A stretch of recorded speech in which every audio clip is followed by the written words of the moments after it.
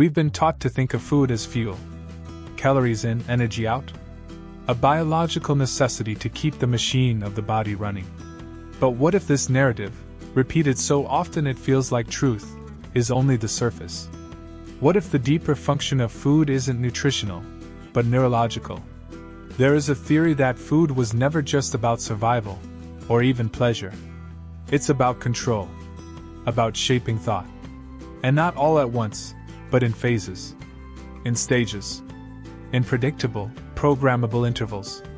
According to this theory, each category of food operates like a data module, embedding specific behavioral or perceptual scripts directly into the human brain. Think of it like software updates.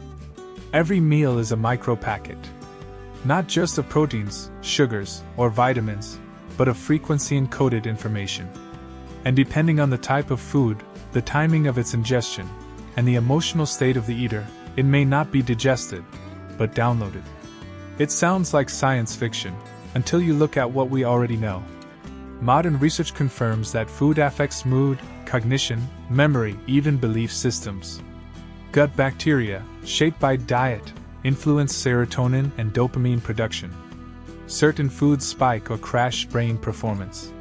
Some dull critical thinking. Others heighten focus, but only for short bursts, followed by compliance or fatigue.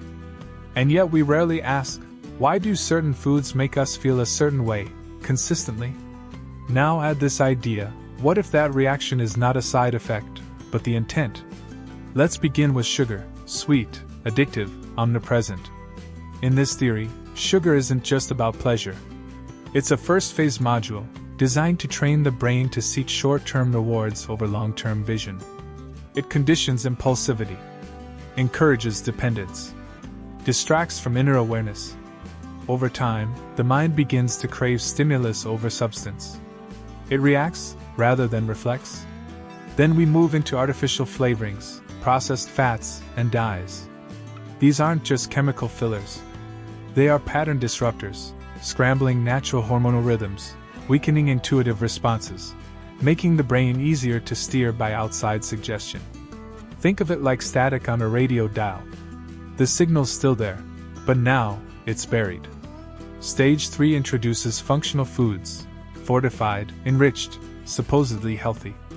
But here's the twist, the function isn't for you, it's for the system. These foods normalize conformity. They balance you just enough to keep you functional, but not too aware. Not too questioning. You feel okay, but your perception stays in the safe zone. And finally, exotic diets, hyper-restrictive plans, extreme cleanses, all disguised as biohacking. But in this theory, they may be overlays, advanced scripts that give the illusion of control while funneling consciousness into pre-approved spiritual or optimized lanes. Your ego is flattered. Your body feels sharper. But your thoughts stay within predictable range. The result? A population whose mental, emotional, and spiritual bandwidth is shaped, not just by media or schooling, but meal by meal. Here's the catch. It only works if you never notice. The programming is subtle. It's reinforced by marketing, cultural habits, comfort rituals. You're not told what to think, you're nudged toward it, metabolically. But here's the twist that changes everything.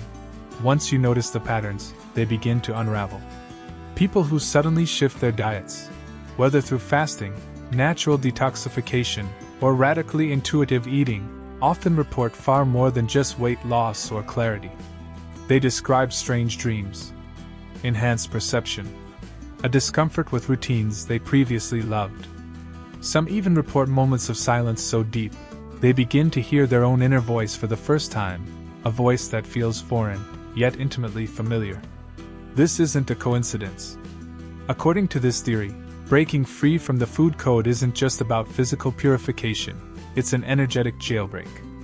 The more the body disengages from artificial inputs, the more the mind regains its original frequency alignment. You stop reacting to suggestions. You begin asking questions. You start noticing things, repetitive behaviors, external manipulations, social cues that once controlled you now seem laughably obvious. The cravings you used to think were just your preferences begin to feel more like implanted loops, scripts placed inside you, reinforced by taste, texture, convenience, and emotional reward. Once you unplug, you don't just feel hunger, you start wondering who authored it. But it doesn't stop there. There are whispers in ancient cultures, mystical orders, remote tribes, even old religious practices that speak of living foods not as nutrition, but as conduits to other realms.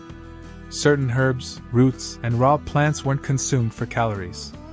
They were used as keys, coded organic forms that unlock states of higher awareness, astral vision, or cosmic memory. These were not foods, they were access protocols. In contrast, processed modern food may not just block those access points. It may act as a firewall, keeping consciousness stuck in a low-frequency loop, tuned only to consumption, fear, comfort, and obedience. And what happens when a species forgets how to eat not for hunger, but for clarity? What happens when billions consume the same menu, at the same time, across the globe, programming their bodies and minds in synchronized rhythm? You don't need overt control anymore. You don't need total surveillance.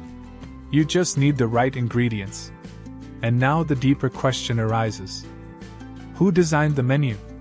Who decided that food should be sweet, salty, sedating, standardized?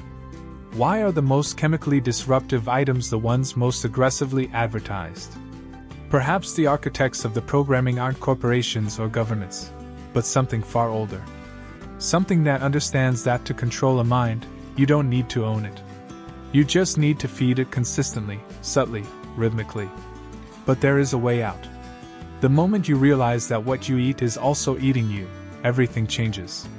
You begin choosing food not based on flavor or trend, but resonance, vibration. You begin listening to what your body wants when it's not under influence. And in that silence, you might hear something else. Your original signal. The one that existed before taste buds were manipulated, before cravings were manufactured, before culture told you how to nourish yourself. That signal doesn't speak in calories or macros. It speaks in frequency, in memory, in sacred geometry. And some say that once you realign with it, you no longer eat to survive. You eat to remember.